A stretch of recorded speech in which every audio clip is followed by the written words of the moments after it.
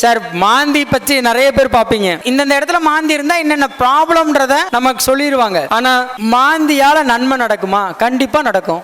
மாந்தியால கோட்டைக்கு போனவனும் இருக்கான், மாந்தியால குப்பைக்கு வந்தவனும் இருக்கான். மாந்தினா புதையல். அவன் பிரேத காரகன் மட்டும் அல்ல, புதையல் காரகனும் அவன் தான். நீங்க ஒரு ஜாதகம்னு போய் பார்க்கும் பொழுது, சார் லக்கண மாந்தி 1ல் மாந்தி 2ல் மாந்தி 3ல் மாந்தி 4ல் மாந்தி 5ல் மாந்தி 6ல் மாந்தி மாதிரி 12லேயும் மாந்தி இருக்கு.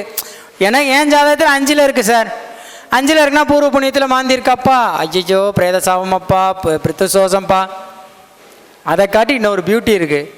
அந்த மாந்தியை பாசிட்டிவாக எப்படி மாற்றிக்கலாம், மாந்திய புதையல் யோகத்தை எப்படி கொண்டு வரலாம். புதையல் யோகனா மண்ணை தோண்டினா மட்டும் புதையல் கிடையாது. நம் வேலையில் திடீர் அதிர்ஷ்டமும் நமக்கு புதையல் தான். வேலையில் திடீர் அதிர்ஷ்டமும் புதையல் தான்.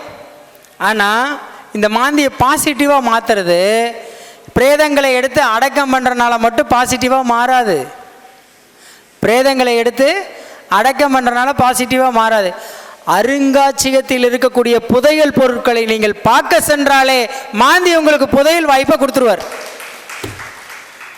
ஒரு பொருள் காட்சியில் இந்த புதையல் இங்கேருந்து எடுத்தது, இது மூலியமாக இந்த பொருள் வச்சுருக்காங்கல்ல,